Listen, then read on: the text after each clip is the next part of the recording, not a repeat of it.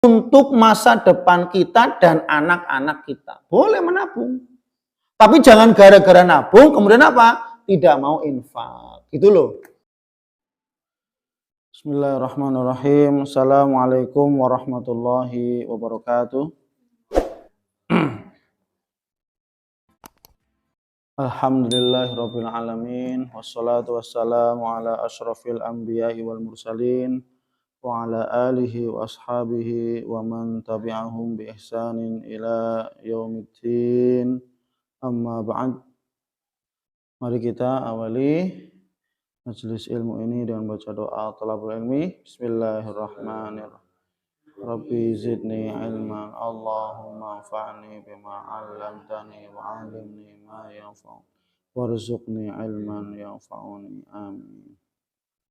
Alhamdulillah, atas izin Allah Subhanahu wa taala kita diperkenankan oleh Allah untuk senantiasa memperibadati Allah Subhanahu wa taala, yang mana itu adalah menjadi sebuah kewajiban kepada kita atau untuk kita karena kita adalah hamba Allah Subhanahu wa taala, di mana Allah telah mengucurkan ya segala nikmatnya kepada kita, sehingga salah satu atau wujud rasa syukur kita kepada Allah Subhanahu wa taala adalah dengan kita istiqomah dalam beribadah kepada Allah Subhanahu wa taala. Yang semoga kita semuanya diistiqomahkan oleh Allah untuk terus-menerus beribadah kepada Allah Subhanahu wa taala sesuai dengan tuntunan petunjuk Al-Qur'an dan Sunnah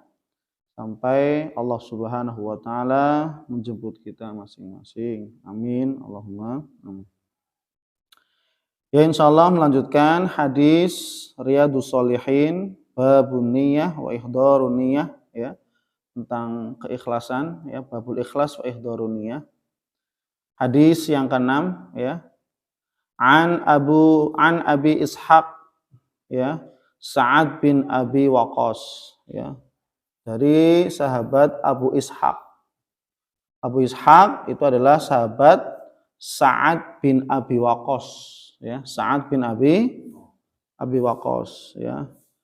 Beliau adalah salah satu, ya, atau seorang dari 10 sahabat yang diberi kesaksian oleh Rasulullah, orang-orang atau sahabat yang masuk ke dalam surga. 10 orang yang dikabarkan masuk ke dalam surga. Masya Allah. Jadi orangnya masih hidup di dunia, namun sudah diberi kabar oleh Rasulullah Shallallahu Alaihi Wasallam tentang apa? Bahwasanya Sa'ad bin Abi Waqqas itu salah satu dari 10 sahabat yang akan masuk ke dalam surganya Allah Subhanahu wa taala.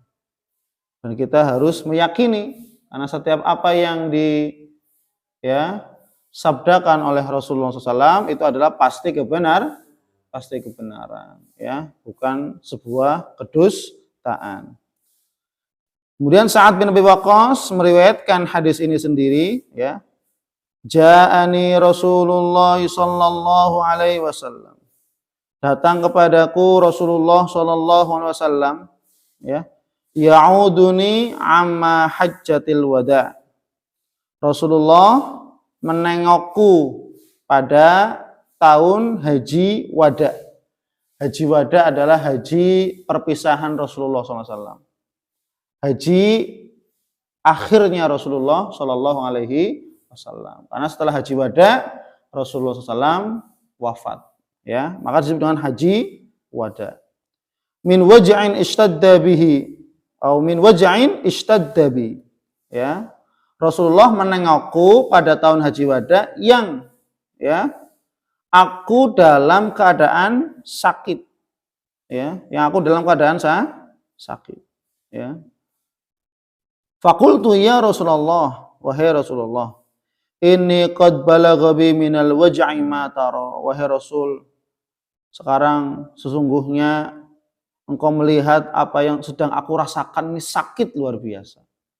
Sakit luar biasa. Qad balagha bi minal wajah.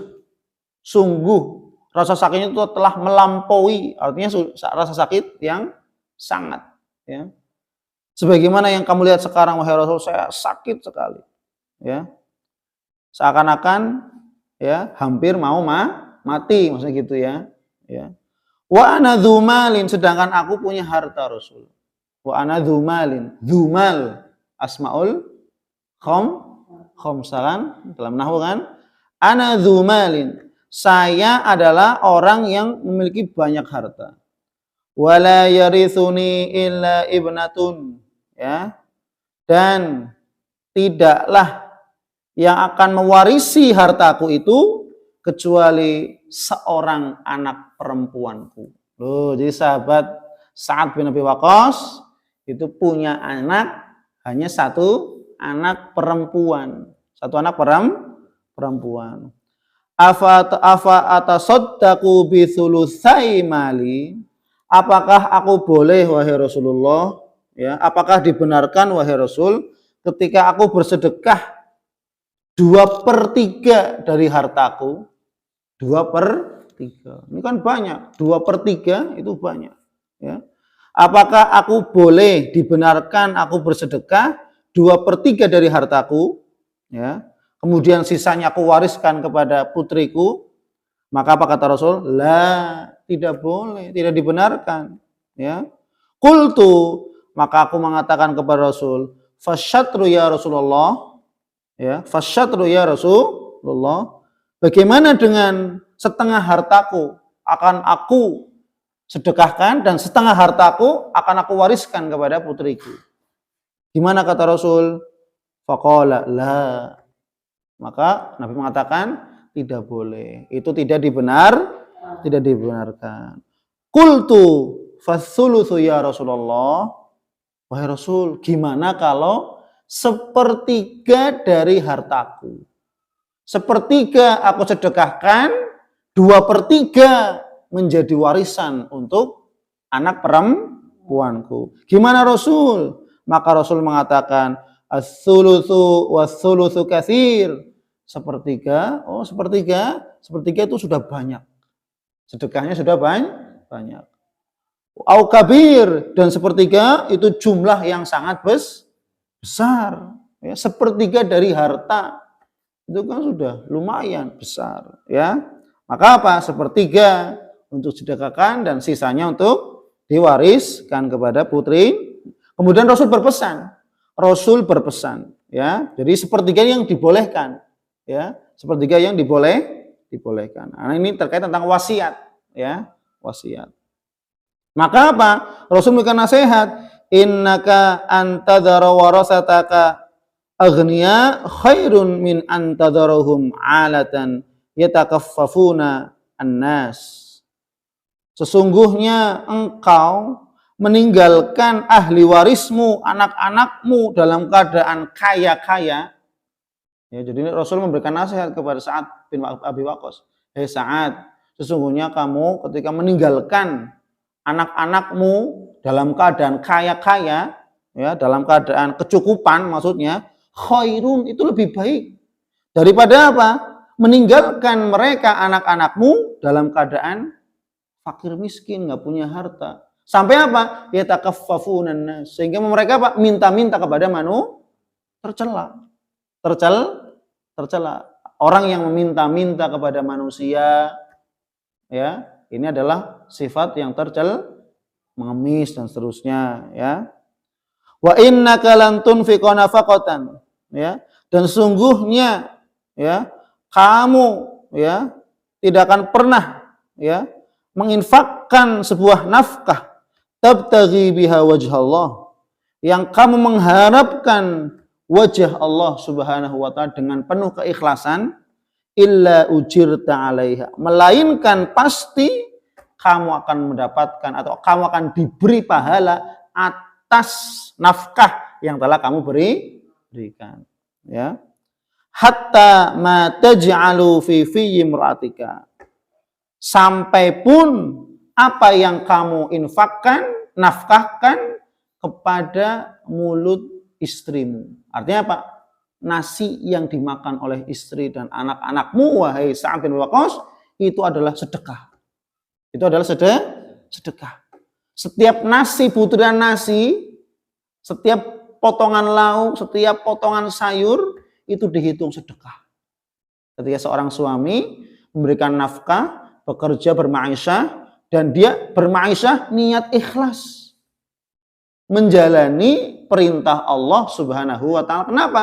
Karena sebagai seorang suami, besok ya ini ya, yang laki-laki itu bertanggung jawab. Dan itu adalah perintah dari Allah. Ibadah, berma'isyah, bekerja, mencari nafkah itu beribadah. Maka ketika dia mencari nafkah, beribadah, niatkan ibadah karena Allah, ikhlas. Jadi ketika ikhlas, maka apa? Setiap apa yang dimakan oleh keluarganya, istrinya dan anak-anaknya, itu menjadi pahala. Jadi bukan hanya sekedar mengenyangkan, tapi apa? Menjadi keberkahan dan apa? Kita mendapatkan pahala. Setiap suapan, ya, setiap butiran nasi, potongan sayur dan potongan lauk itu menjadi pahala. Maka luar biasa. Ya, maka kalau kita melihat dari kacamata iman, bukan dari kacamata hanya dunia saja, tapi kacamata iman dan ilmu. Kemudian apa? Faqultu ya Rasulullah, wahai Rasul, ya. Kemudian Abu Ishaq atau Sa'ad bin Abi Waqqas mengatakan lagi, ya, ukhallafa ba'da ashabi. Apakah aku ditinggalkan di Mekah setelah kepulangan sahabat-sahabatku, ya? Karena sedang sakit, maka ditinggal, gitu ya. Apa gara-gara aku sakit kemudian ditinggal, ya. Faqultu ya Rasulullah, ukhallaf ba'da ashabi. Apakah aku akan ditinggal setelah kepulangan sahabat-sahabatku? Faqala innaka lan tukhallaf, ya. Sungguhnya kamu tidak akan ditinggal, ya, ditungguin, ya. Fata'mala amalan tabtaghi bihi wajhallah illa istatta bihi darajatan wa rif'atan, ya. Dan fata'mal, apa yang kamu kerjakan, ya, setiap apa saja yang kamu kerjakan, tabtaghi bihi wajhallah, yang kamu ketika mengamalkan demikian hal tersebut hanya mengharap wajah Allah Subhanahu wa Ta'ala, illa istatta bihi darajatan wa rif'ah, kecuali kamu akan bertambah kemuliaan, derajat kemuliaan, wa rif'atan, dan kedudukan kehormatan. Loh, jadi setiap kita beramal soleh, beramal kebaikan yang niatnya ikhlas karena Allah, maka apa?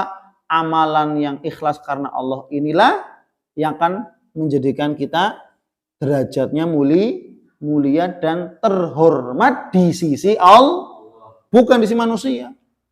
Ya. Yang kita cari adalah mulia dan terhormat di sisi Allah. Ya, itu. Karena yang kita cari adalah ridho Allah Subhanahu wa Ta'ala, bukan ridho manusia. Ya. Itu. Wala'allaka an tukhallaf hatta yantafi'aka bihi aqwamun, ya. Dan mudah-mudahan ketika kamu, ya, ditinggal, ya, maka apa? Hatta yantafi'a bika aqwamun. Maka banyak orang yang mengambil manfaat darimu. Ya, karena orang beriman di mana-mana itu apa? Memberikan manfaat. Orang beriman di mana-mana itu memberikan manfaat. Kenapa? Banyak orang yang mengambil manfaat darimu. Kamu orang baik, kamu sahabat, kamu ahli ilmu, kamu. Sehingga apa? Banyak orang yang mengambil manfaat. Wa yadurru bika akharun, dan banyak orang-orang yang, ya, menjadikan kamu itu bahaya. Maksudnya bagi orang-orang kafir, bagi orang yang tidak baik. Ketika adanya orang baik, orang yang tidak baik ini merasa apa? Wah, gara-gara ada ini nih, saya nggak jadi terhormat nih. Gara-gara ada orang yang berilmu ini nih, saya jadi, ya, disepelekan dan seterusnya. Artinya apa? Orang yang tidak baik merasa rendah. Merasa rendah.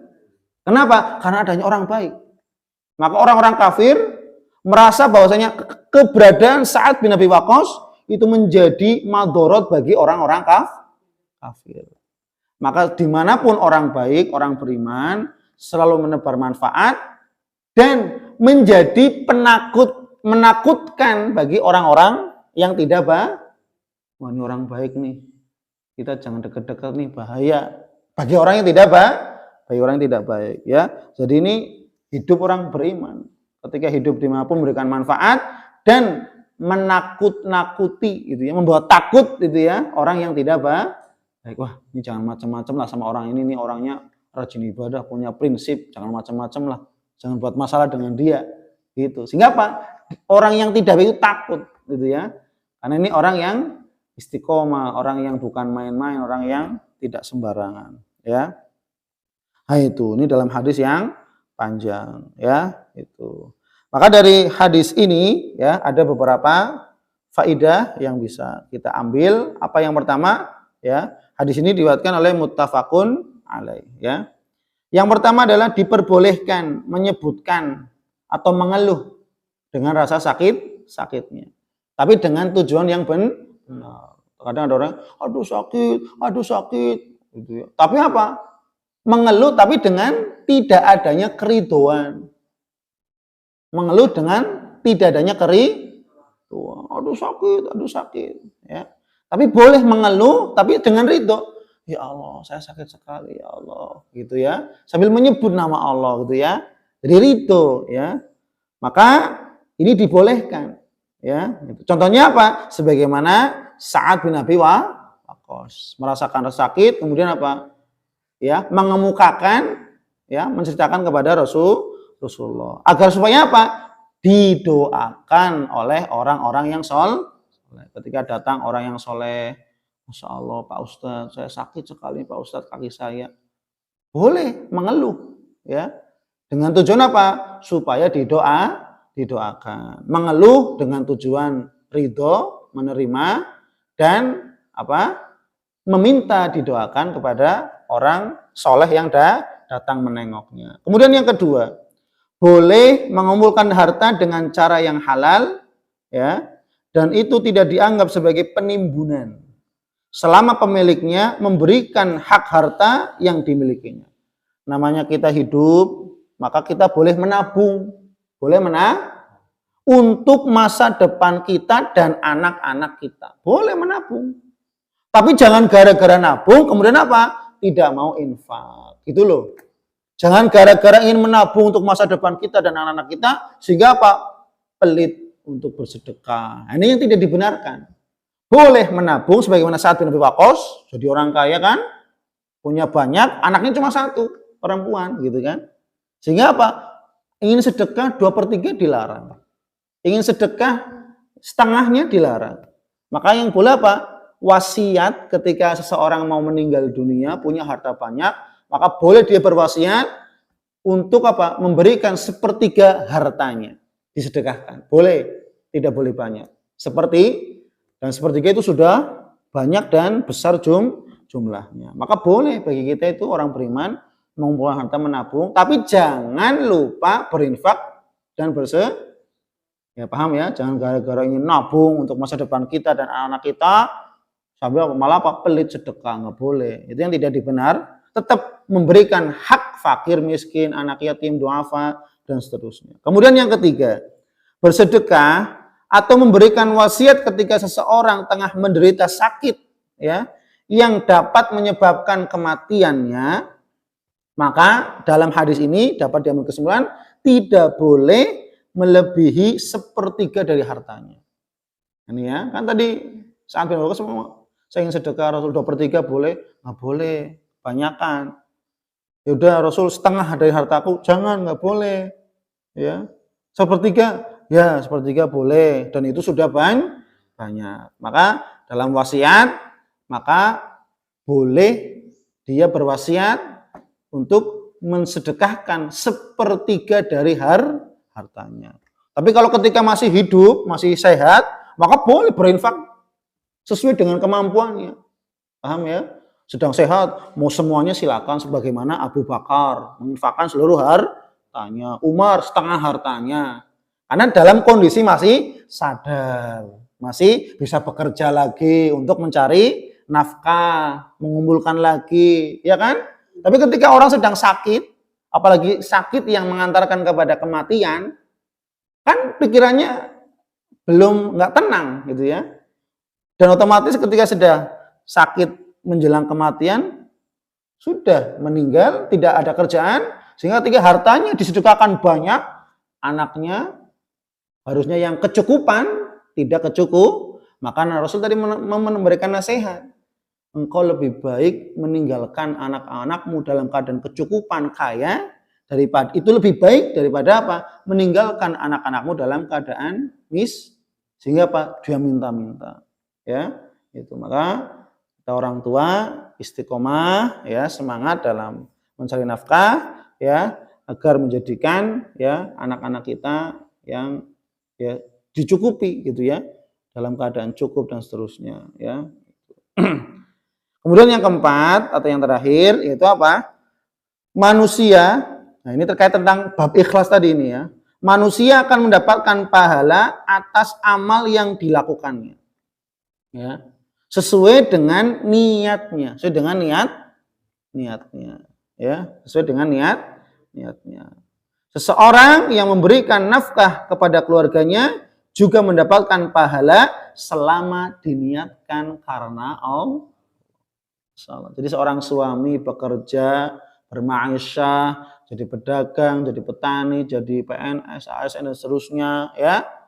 Ketika dia bekerja niat karena Allah, kemudian memberikan nafkahnya, ketika gajian memberikan uangnya kepada istri untuk dibelanjakan dan seterusnya, diberikan beras, diberikan lauk pauk, sayur mayur, dimasak, dimakan oleh istri dan anak-anaknya.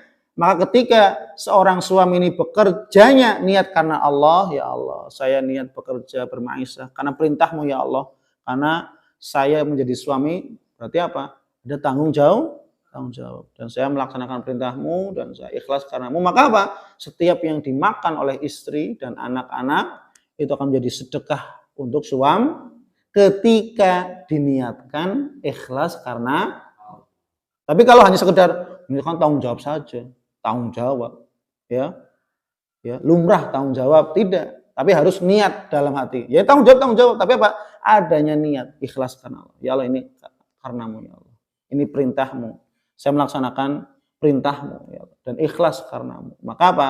Ketika amalan yang diniatkan ikhlas karena Allah, maka amalan tersebut menjadi pahala di sisi Allah Subhanahu wa taala. Wallahu a'lam bishawab. Semoga menjadi ilmu yang bermanfaat. Kita tutup. Wallahu a'lam bishawab. Subhanakallahumma wa bihamdik asyhadu an la ilaha illa anta astaghfiruka wa atubu ilaik. Assalamualaikum warahmatullahi wabarakatuh.